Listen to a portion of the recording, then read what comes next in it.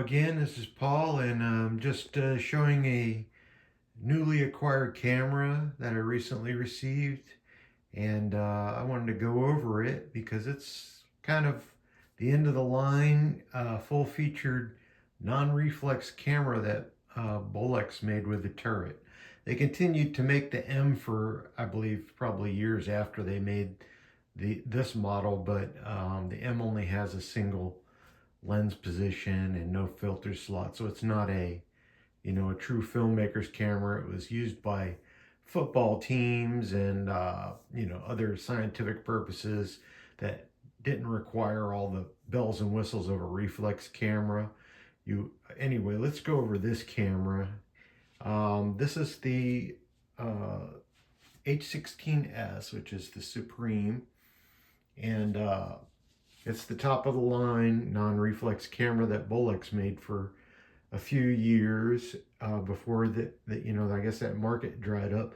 I'm sure there was a few die-hard, old school filmmakers out there that really wanted the non-reflex camera, and so Bolex continued to make them.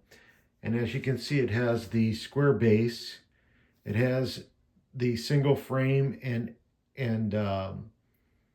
8 frame per rotation shafts. This is completely the same camera from here back.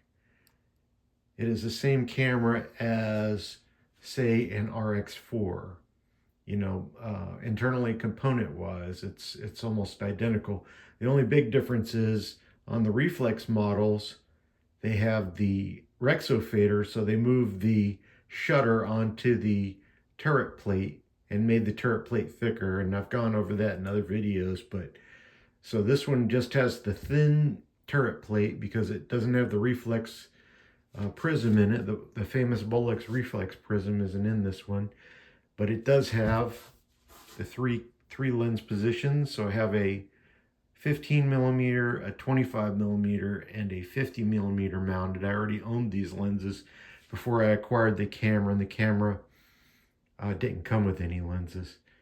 And anyway, let's keep going with this thing. So it has all the same features as the later model Bolex cameras, like say the SB, the SBM, the RX5, the RX4. And all those cameras share the same body. I believe they share the same body, with the addition of the magazine saddle that sits right here on the ones that are equipped, like the RX5 and the SBM, that are equipped for running 400-foot loads. This can take any motor that Bolex ever made for the one-to-one shaft cameras. So you can take the ESM motor and you could shoot sync sound with this. What's unique about this camera is it has a viewfinder here, but that's not the viewfinder you would use for shooting film. This is only for focusing. This is the eye-level focusing attachment.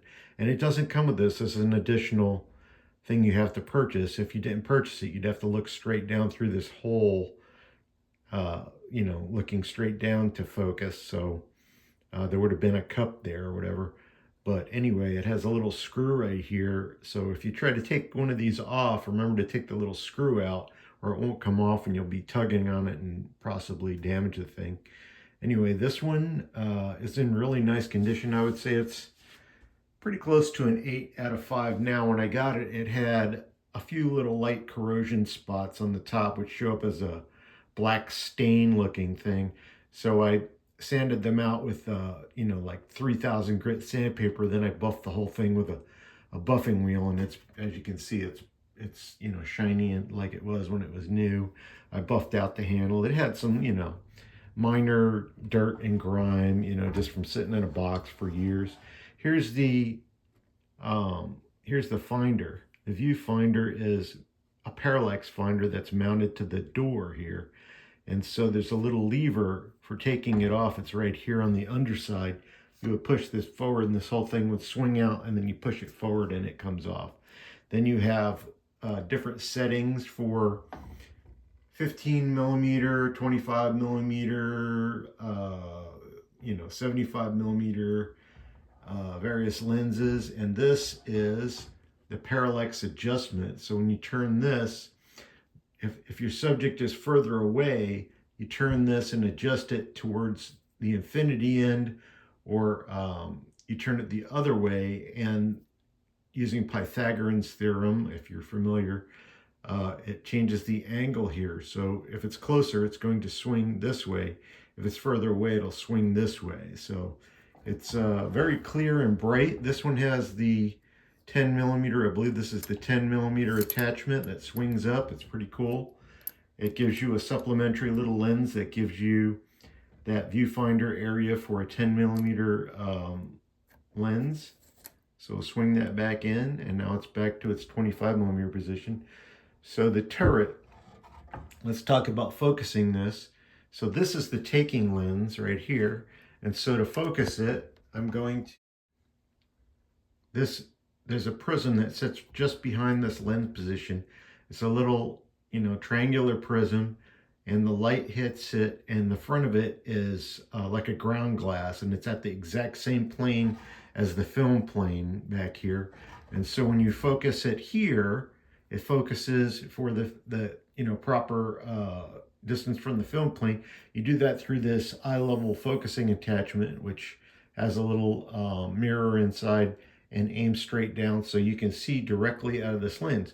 Well, obviously, if it's in this position, you can't be taking pictures with it. So then you swing it back and locked it into the little turret locks here. They'll click into position, and then now you can let me focus this thing. And now you can use this viewfinder, the parallax viewfinder, to find your subject and compose your shot. So I had always seen these, and I saw the older version with the round base and all that. But when I found this for a very reasonable cost, because the seller was selling it and didn't know if it worked, and it was one of these people who buys things out of storage sheds, because that's the first thing I check, is to see what else they're selling. If they're not selling any other camera items and just selling random items, and you can usually tell by the name of the seller, they'll put in found stuff or something like that as their username. Anyway, here it is running. It's running perfectly. It has from 16 to 64, 16, 18, 24, 32, 48, and 64. You can, like I said before, you can mount any lens to it because it doesn't have the, reflex prism back here. You can mount any lens from any manufacturer, even with an adapter, but then you're gonna, if you use a lens that's bigger, like a SLR lens, then you're gonna have a problem with it blocking this. Well, I have a little bracket that clips on here and moves this whole thing out like, an inch, and then it has a chart built into the top of it that compensates for that, changes that formula a little bit. And so when you're setting it here, it tells you use this setting. Anyway, it's pretty cool. So I could put regular SLR. You don't have to worry about RX lenses on this because there's no reflex prism inside. So, this is a kind of ideal camera if you just want to shoot any lens you may own, and you're worried about it being out of focus. Anyway, it adds an extra couple of steps to shooting, but it should be a very fun camera to use. I own several non-reflex cameras, and I shoot them quite frequently. When you're outside in f11, f8, focusing is a little easier than say you want to get that bokeh. You'd have to measure from, here's the film plane, you'd have to use a tape measure. But on this camera, you can just swing that lens to this position and focus it, and then put it back in the taking position, and you're in focus. Now it's going to be a little harder to do a match move, follow focus type situation, but you could work it out. And even the reflex Bolexes with the 7x and 10x viewfinders, it's a challenge to get that taking lens. If it's a prime lens, it's very challenging to get it into perfect sharp focus. The 13 is a little better, but either way, in an ideal shooting scenario, you would measure off if you're using prime lenses, you would measure with a tape measure to your subject. Anyway, that goes over the whole thing here. This is, like I said, the last of the non-reflex turret model Bolexes, and it's been great fun to find it. I got a really decent price on it. Like I said, the seller didn't know what it was. I usually make an offer. There's a little tip for you. If you find one of these people who clears out lockers and they don't know what they're selling and they don't know if it works, you can probably talk them down on the price. Then you're taking a risk, because most of the time they're going to not be taking it back from you if it doesn't work. So, you gotta put all these little things in your bid, So don't bid more than it's worth to you.